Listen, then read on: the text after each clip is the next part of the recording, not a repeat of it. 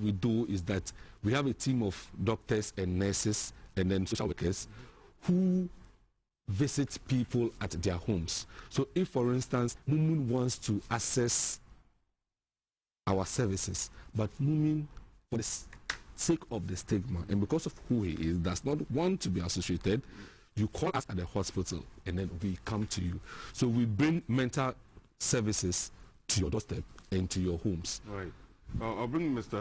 Yaro into the picture now, but just on the light note, talking about illnesses and stigma attached to illnesses. I was watching a movie. Yeah. A man was diagnosed of having foot rot. Yeah. And the doctor tells him it's foot rot. He tells the doctor, and a prescription is made for him to go to the pharmacy. Yeah. Then he turns around and tells the doctor, a person of my status, can't you change my foot rot to gout? Because gout... the name sounds sweeter and nice. It's nicer and it's associated with wealth. Yeah, foot rot is... I mean, that's the way people think, you know. I do. Let me bring you to the picture now. So you are the Convenient Alliance for Mental Health Development. If stigma does not go away, even if we had enough funding, enough infrastructure, the medications are available at hospitals for people like Dr. and Co to use and administer, we will still have a huge problem on our hands. What are your views when it comes to stigma? Have we done well so far? No, we haven't done well, and you are right. If stigma were there and you have funding, you have medicines, and it's not possible. It's because of stigma to a large extent that you are not getting the funding and the medicines. Yeah. So it's not possible to have the medicines, funding, human resources, and still experience stigma. Where you have these, you realize that stigma has gone down a lot. So there is an inverse relationship, if I can say so, that if you are able to get funding for mental health, get human resources, get infrastructure, stigma would equally reduce. So the more you have resources, the lesser stigma is, because stigma gives way to understanding and commitment to deploy resources, both financial, material, and human resources, to improve mental health care. You see, we're talking about stigma. When you consider our local communities, our traditions, and Dr. did refer to that when somebody fractures the leg through an accident, you'll not say the fractured man. But I wanted to pause him there, because in a typical traditional environments, people are called, and excuse my language, but this is what happens in the communities. The cripple's son, the blind man's daughter, the madman's sister. These are words that are used at the community level, and these words have been normalized. Until there is a certain change at that stage, this issue of stigma, no matter how much you have talked about investment in infrastructure, human resources, and so on, I don't think it will change. Yes, unfortunately, yes. My little sociology and anthropology tells me these have come from years of socialization, and we will need to take several years of another kind of socialization from birth to adulthood to change the idea of labeling. Stigma is simply a scar, as we know. So if you identify somebody with the scar and you put that scar on the person wherever he or she goes, and you associate it with movement, with his behavior, with when he laughs or does not laugh, with when he is looking quiet and calm, and when he's excited, then of course we have some way to go to address that from the point of view of where do we start to let an infant coming up know that this illness is in a way that it is so bad that pray never to get it. And if you get it, you are seen as so different from any other human being. Unlike if you suffer bouts of malaria, which will recur, I just recovered from malaria treatment. But when I was having the malaria, nobody Called you the malaria man. The malaria man. So it should be. And when I was having malaria, they said, oh, you have fever, and then they may have to put you in hot steam and the rest. But nobody ever labeled me for having malaria. But I was made to understand that if someone has a mental illness, then you must be careful with that person. He can either harm you or you can harm him, and that he is so or she is so because of X, Y, Z, among which include he's a bad person, he's doing hard substances, and that is what has landed him. He's a sinful person, and he's paying for his sins. So that has been imprinted in many, many, many individuals, and that's what I'm saying. We probably have to go back to how we have been socialized for a long time to deal with it. And I think our generation and those of doctors, and you, of course, probably the children we are now bringing up, we would disabuse their minds from how we view people living with mental health conditions, and how we refer or address their Gerald, when I return to you, I'd like you to tell us, and I know that pre-2012, when the mental health law was passed, you were one of the advocates for that law to be passed. You have to tell us what your projections were and what you had hoped for when you campaigned for the law to be passed 5 years on. Or more. Sorry, it's been more. It's 8 years. 8 years. Yes. 9 years. 9 years. We're in the 9th year. How far have we traveled along that journey, if we have begun at all? But Doc, so what is mental illness? Is it only when the person goes out on the streets naked, hasn't taken the bath for several months, leaves the hair bushy, then we can say that person has a mental disorder and therefore needs attention?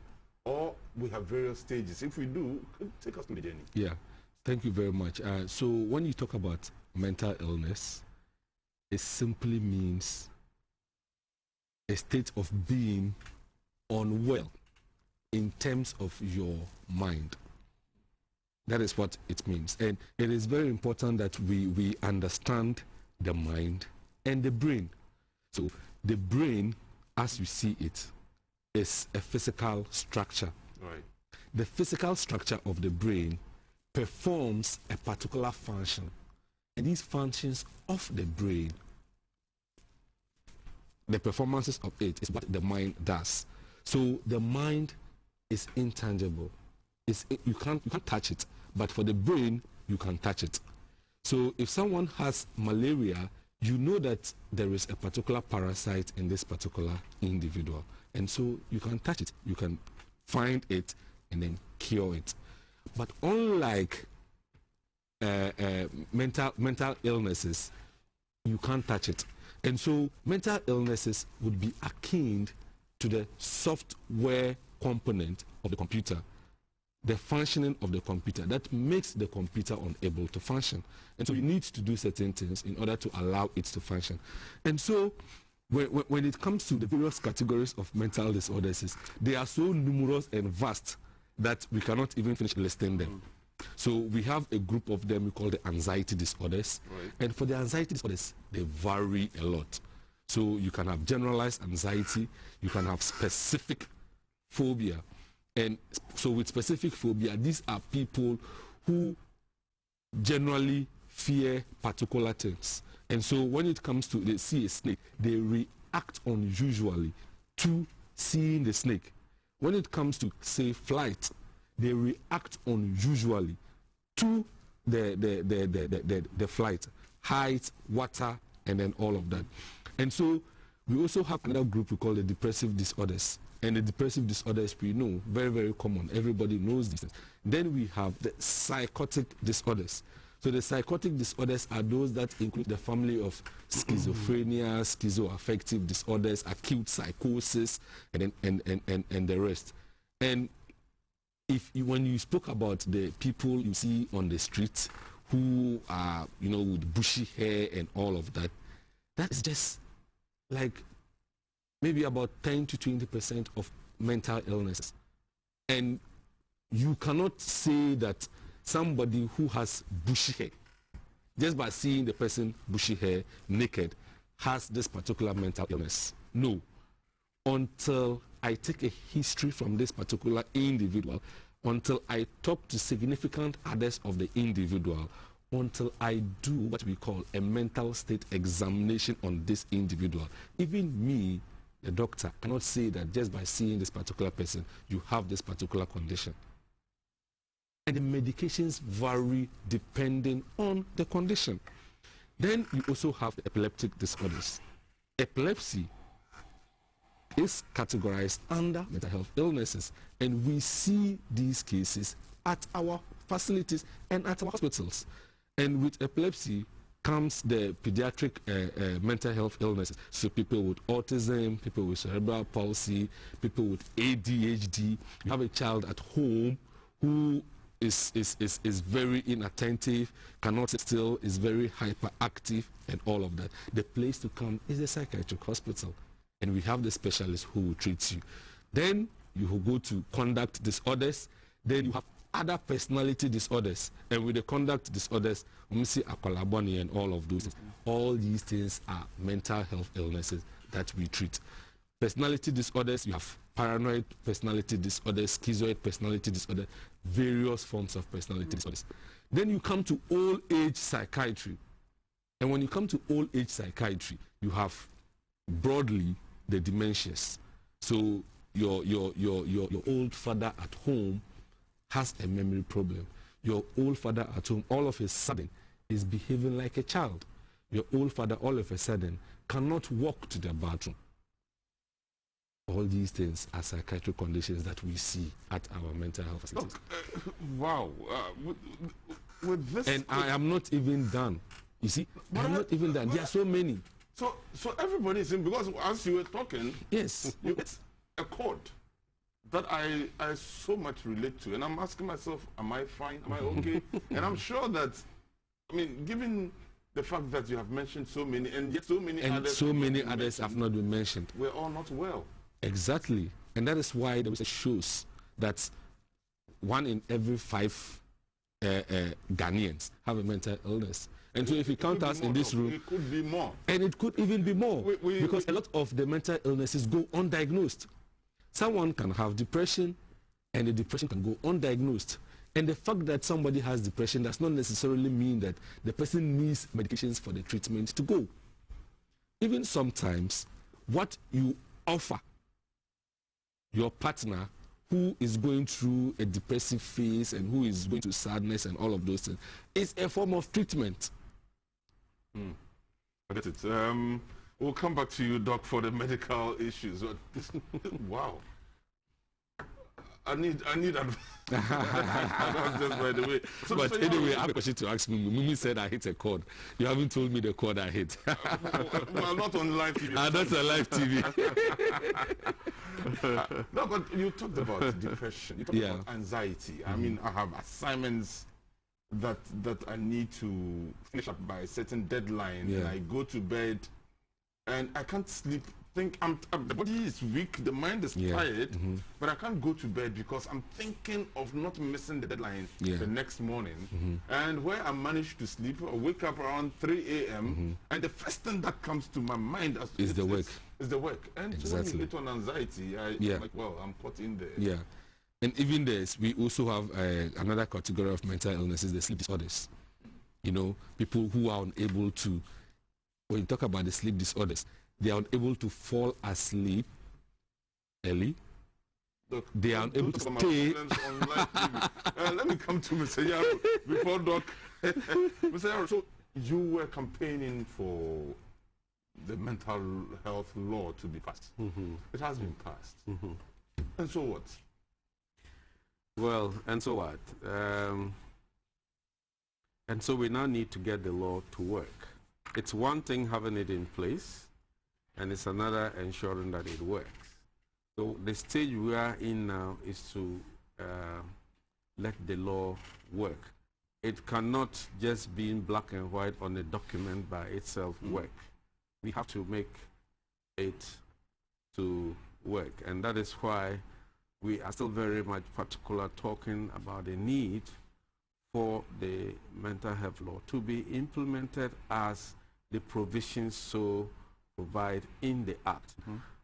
Recently, I mean last year, the legislative instrument was also approved by Parliament, even though a watered down legislation, for the reason that the much needed mental health fund that should have been part of the legislative instrument was taken out to be dealt with on its own. And so the legislative instrument is left with little substance to work.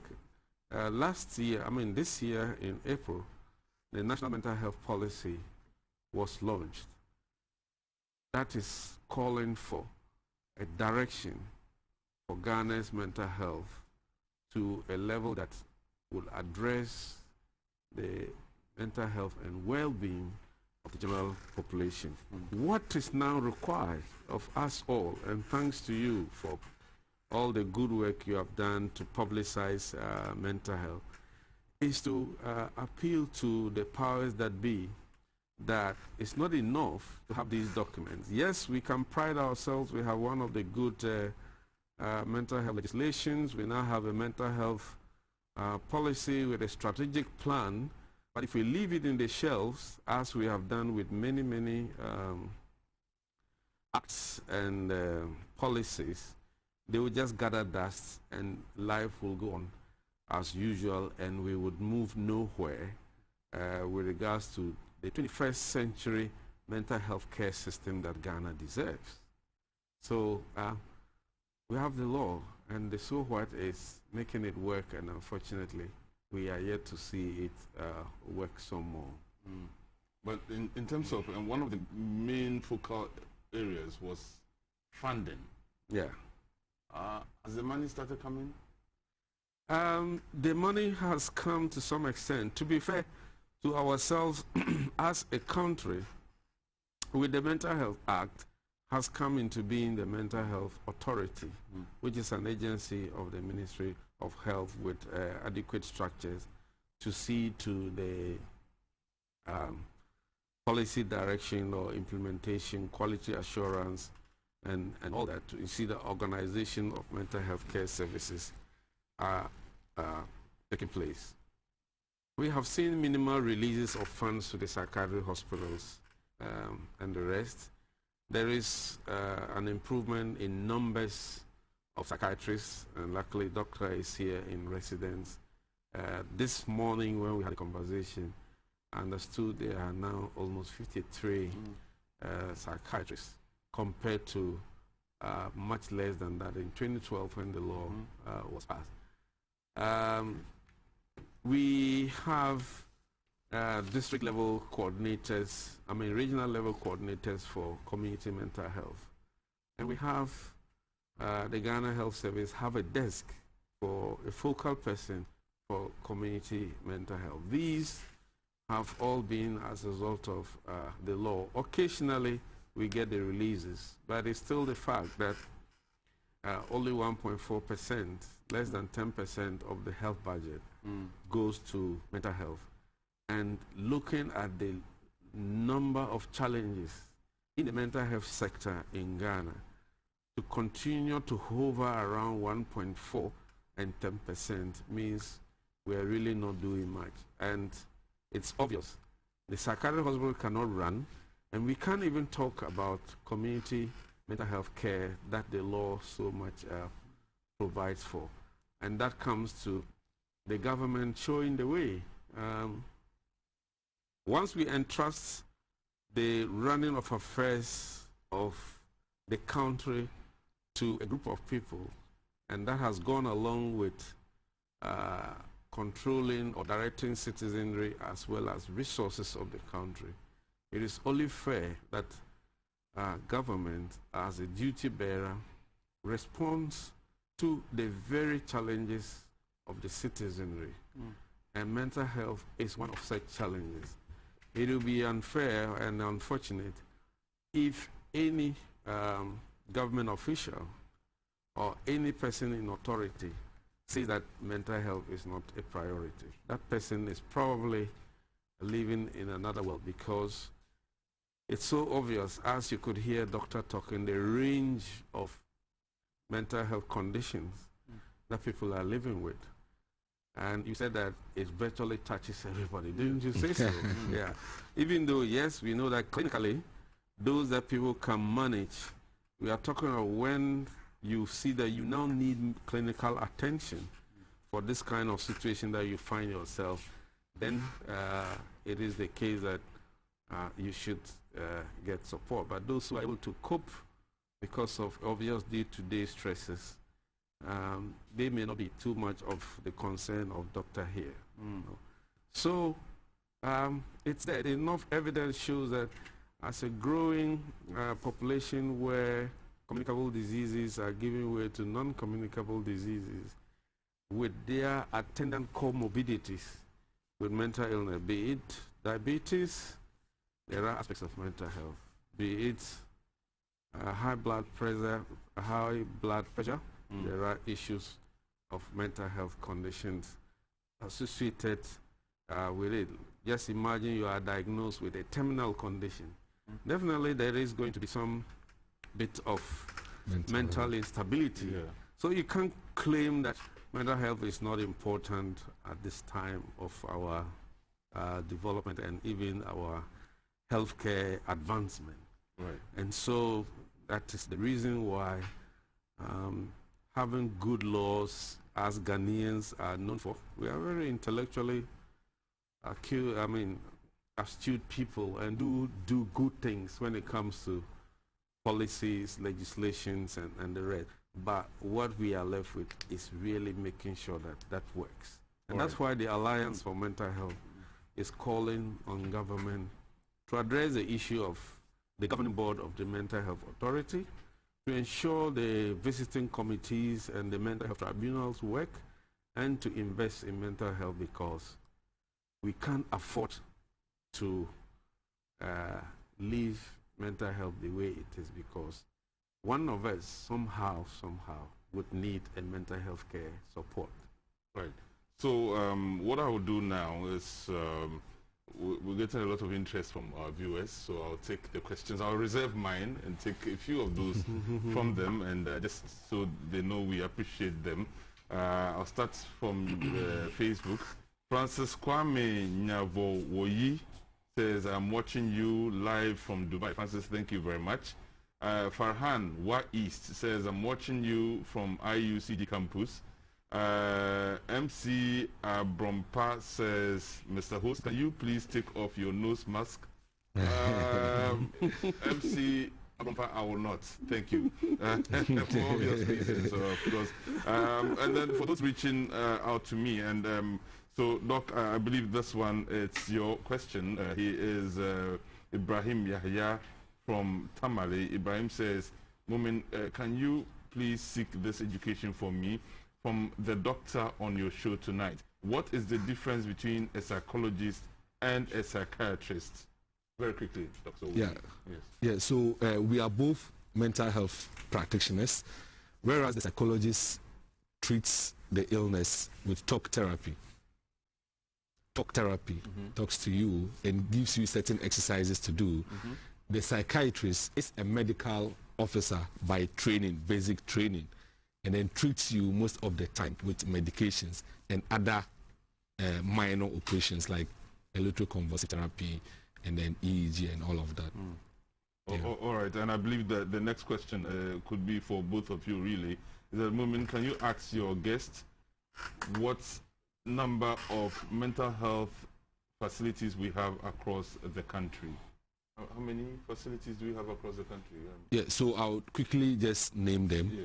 So we have 3 main hospitals, psychiatric hospitals. So that is Accra Psychiatric Hospital, Pantine, and then Ankafo. And these hospitals are under the Mental Health Authority, directly under the supervision of the Mental Health Authority. But then again, if you go to any of the teaching hospitals, i.e. Kolebu Teaching Hospital, Cape Coast Teaching Hospital, Tamale Teaching Hospital, and Kofanochi Teaching Hospital, they have psychiatric wards with psychiatrists there who can attend to you. And then if you go to the district hospitals, at the district level, we have mental health nurses and then clinical psychiatric officers who have been given some level of training to be able to manage certain mental health conditions. And so if they are unable to manage, then they refer to a higher authority. So really, wherever you are in this country, you can get access to psychiatric care. You can get access to mental health care. And even at the CHIPS and at the health centers, we have mental health nurses who are there who can help you. All right. Ni Ej Redwan says, very insightful conversation. Kudos to your team. Ni, we are grateful to you. Patrick Ankoma says, good evening to you, Moomen. Great show as usual.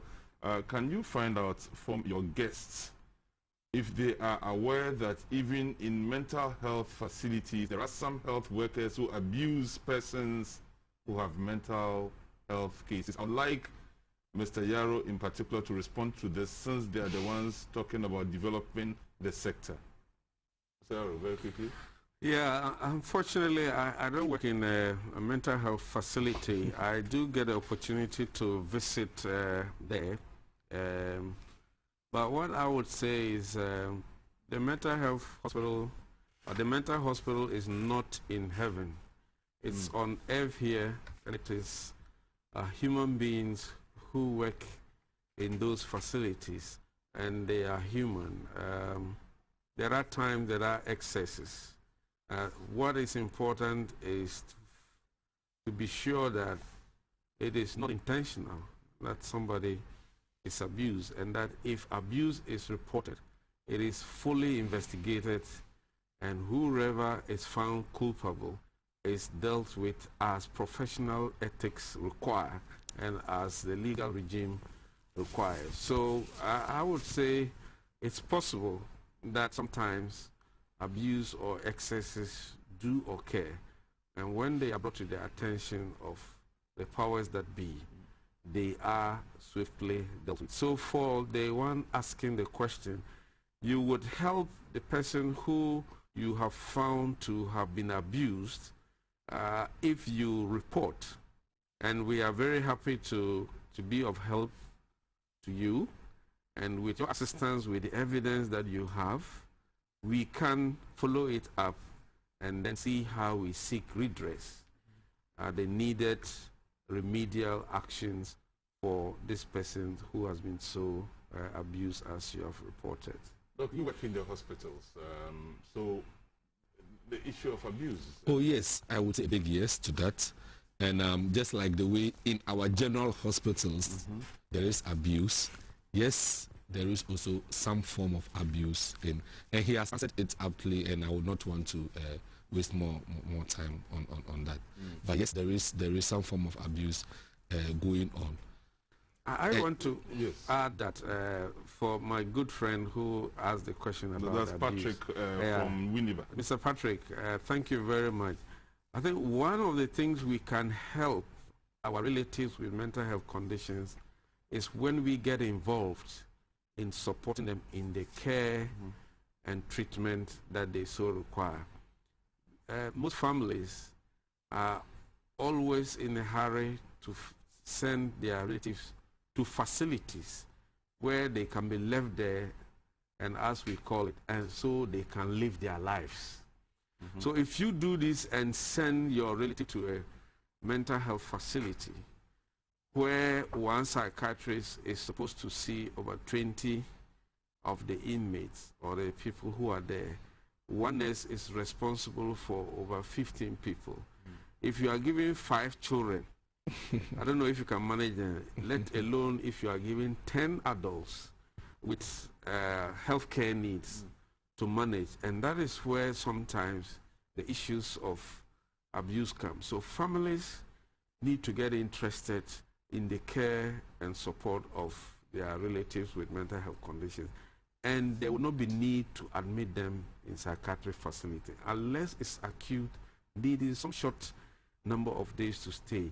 And we create conducive environments within our home settings that allow the person with a mental health condition to feel like being a member of the family, go through the treatment, and where he needs to go for review, he goes and returns and is part of us. But if we ship them off to psychiatric facilities or some institution, prayer camps, and hope that they will be well catered for when we have no blood relationship. If you are my blood brother or sister, I will be a bit more sensitive to you than if I just see you as somebody brought to me to give attention. And that's one way we can help improve care and support and reduce abuse of people with mental illness. And there's a lot of therapy in rallying family support towards the treatment of somebody than shipping the person to an institution, hoping that a psychiatrist or psychiatric nurse would give them the best of care. True. All right. Adanui Samuel, good evening. I'm from Wale Wale. Great insight there by your guests. I really appreciate them. Thank you very much, Samuel. Matthew Pipio EIB says, good evening, and I'm watching you from Tamale. How can I manage the daily stress of life such that I do not find myself battling with a mental health condition? And then also this very one from Felix Appiah. Felix says, very good evening to you. I am really enjoying this discussion. Kudos to your guest. My question is, can't we rebrand health facilities? For example, if anyone talks about Ankerful, you have said we shouldn't use the word mad, but people easily say, then you are mad. Even in our daily conversations, they say, you deserve to be in Ankerful, meaning you're a mad person. If we rebrand these hospitals, perhaps that can change the stigmatization we are all talking about. Am I wrong? Okay, he says, is he wrong? What was his name? You are not wrong. In fact, is his name. That is the way to go. And that is why now the Mental Health Authority and Ghana Health Service is trying to integrate the mental health services into the various facilities. And so now, if you go to a lot of them, the facilities, you will see wellness and recovery center and wellness clinic and all of that. Yes, so the rebranding is being done. So in fact, you are not wrong. That is the way to go. Yeah. Okay. So how about someone asked about how he's to handle stress? Oh yes. So I'll be unable to really go through that now and here. And it will also depend on the type of stress that you're going through, and then a certain assessment needs to be done. So I would advise that you visit the nearest hospital, see a psychologist or a psychiatrist, and then they will be able to help you cope with the hustle and bustle of great. Of the day. So I can't. If I focus, I will not focus on the questions. Yeah, but you want. I just wanted to say thank you to Matthew. My Pipio, my colleague. I'm sure I do, and he's a colleague and team member. I think he's speaking for many other people who probably have the same challenge. But that the best is to get professional help. We have clinical psychologists, we have psychiatrists, we have occupational therapists. Perhaps they can help. But let's not forget our social circles, our social networks, the friends, the church groupings we belong to. They are source of emotional and peer support, and they do help before things get out of hand. There was a question that had to do not just with the way patients are sometimes manhandled, but also with the conditions in respect of sanitation and so on at the facilities. It says that needs to be addressed as well, because like it's just nothing to write home about. Oh yeah, so for that is very false, and I would invite Moomen and your team to come to the Accra Psychiatric Hospital. For Accra Psychiatric Hospital was built way in 1902. 1902, and opened and commissioned in 1904. But if you come there right now and see the state in which Accra Psychiatric Hospital is, you would be marveled. Trust me. And you just need to bring your cameras in, come and see the PR team, and then they would allow you. I'm not going to talk much, but then once you bring in your cameras, they see. And sometimes this is where I have a problem. What if I pick my cameras tomorrow, and I decide to come today? You're not opening the doors for me. No. You asked me to go through some processes. Yes. By which time you would have gone to clean. I want to come and see the place in its original. So come in there as a patient, come to the OPD, whatever, do your investigation. No, the day I would want to come and record, yeah, that is why I'm saying that. So at that particular point in time, you need permission to record, because we are mindful of our clients. We are mindful which of, I also respect. Which you also respect. But by the time I come with my cameras, you would have gone to weed, no. You would have gone to clean the toilet. So you do a preliminary investigation. So come in there, walk around. I can take tomorrow. I can take you there. You see, I work for TV. Yeah. And if I come and sit here and say, when I went to a psychiatric hospital, the toilets were all broken. Yeah. They hadn't been flushed in over 3 weeks. Yes. Nobody will believe me unless I show them the videos. Yes. And then when you see me with my cameras, you ask me to go and write a letter, and that's why at which time you would have flashed the toilets. And that is why I'm telling you that for the sake of our viewers, and I'm sure that my medical director who is listening to me would allow your cameras in there tomorrow. And Sarah make sure, I'm going to do this with you. Maybe it's as well. Maybe it's Champon. Let's get this. We have to go to Accra Psychiatric Hospital within this week to bring the even tomorrow. You asked me to bring you a letter. That is why I'm telling you. That is why I'm telling you that. That is why I'm telling you that even tomorrow. Moomen, I just wanted to say that sometimes, and I like the confidence of Doc in saying that please come and see. And I've no doubt that the medical director would give that kind of permission after some protocols. But what I want to say is that it is usually in the interest of such institutions to open up so that that kind of societal sympathy can come. If you want to taper it whitewash, when inside it's really not the case. You are not doing yourself any good. That's it's true. best to know what the challenges are, and then if help can come, it can come. It's unfortunate previous, call it exposés, probably might have made the leadership of such facilities a bit jittery. But I think that the media can be of help if you open up. And the issue of rebranding, I totally agree. Since childhood, when they say he has gone to asylum, you know what that means. So another thing for us now should be for widows who are advocating for construction of psychiatric hospitals. Shouldn't we do everything? And rather ask for integrated facilities, you may call them wellness centers, rather than get another tag. Ankafo equals to madness, asylum equals to madness, pantang equals to madness. We should not go that way as usual.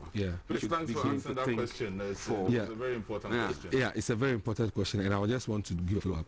You realize that when you spoke about the abuse that was going on in some of the facilities, I did not defend it because I work in there and it's a human institution. So he said it aptly. But with the state of the facilities, I am so confident, and that is why I'm throwing that challenge to you, that even tomorrow you have Moomen tonight. Tomorrow we do. You can show pictures from tomorrow. Maybe yes. Champon and the rest of the health desk will take this up, and we will certainly make it full up. Let's wrap up now. So there was a law in 2012. Just early this year, then you launched another policy, a national policy on mental health. I don't get it. We already have a law which is not really working the way we expect it to work. And then on top of that, you launch another policy. What was that for? it is for a reason. Policy and legislation gives you direction as to where you want, including strategy, gives you the direction you want to go. It's the intentions you have for mental health, what you are envisioning mental health of the country to be like. The law gives the framework within the confines of which to act, which Parliament so enacts or passes. Legislative instruments gives the nitty-gritties of how to operationalize the law. And the policy gives the overall direction of what every sector of the system, call it, should function to work. So within the policy, you see them expand more around what can happen in the education sector, what can happen in industry, the labor front, what can happen in women and children department, what can happen with district assemblies, how we should see training of healthcare workers go, and the numbers we want to see churn out every year, more or less. So that is what now gives the blueprint for a healthcare worker, for a social worker, for a community development worker, for a gender activist, for whoever, for the mental health authority to say this is how we want to go. And the law will now have the call them the areas of infractions and what can happen to you if you fail to do certain things. The governing approach to it, the board, the authority, and its linkages with the other agencies of the Ministry of Health and allied sectors. So they are in consonance with how policy and legislation should be, and that would define that you actually have a clear pathway to the development of mental health of the country. If not, if you don't know, as sometimes we say, you must know where you want to go, and then you start to work. Thank you so much. I've been signaled that we have run out of time, but just before we go, so we're talking about the patients, but you're also equally important. Yeah. What do you need to make you happy so you can take care of all of us? Yeah, I can come to you tomorrow. The next person could be, we need you, but yeah, you also need us. What yeah, what we are supposed to do for you? Yeah, so for me as a psychiatrist and a mental health practitioner, what I would say is that we have limited number of staff, and we have limited number of resources for which we can work with. And what we need right now is the resources to be provided to us, and for the funding, more importantly, to be given to the facilities so that the facilities can run. Right now, most of the time, it is institutions like Basic Needs and other benevolent organizations that come to our aid to help renovate our facilities and then to help give treatment to some people. And so basically, if resources are given to us, then we'll be able to function at our best. And I also want to use this platform to encourage our young medical officers who have just come out to see psychiatry as an option. See psychiatry as an option, and once you come into psychiatry, you will love the job, and you will get a lot of job satisfaction. The young people love money. Yes, yeah, the young people love money, and there is no difference between our salaries as a psychiatrist and as a salary of an ONG specialist, salary of a cardiologist. It's the same, but it is just the other side hustles that you do that would determine how much you earn at the end of the day. So the salary is the same. All right. Across board. But for doctors, no, we are not well paid. I can say that.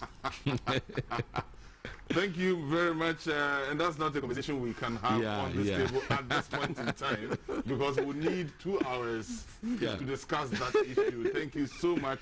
We've been talking about the mental health system in Ghana. Here at GBC, we asked a very simple question. What's wrong with the mental health system? And Mr. Peter Bedimak-Yaro, convener, Alliance for Mental Health Development, and Dr. Atuesinya Azusong, psychiatry residents, Accra Psychiatric Hospital, have been answering the questions on your behalf. Thank you so much. We are happy and we've been educated. Tomorrow, God willing, we'll be back here with another edition of Moomen Tonight. Until then, you have a very good night. News comes up at 10. Please make a date. Good night. When the voices that matter speak, they speak to GBC. They speak on Moomen Tonight. By some of your appointments, you appear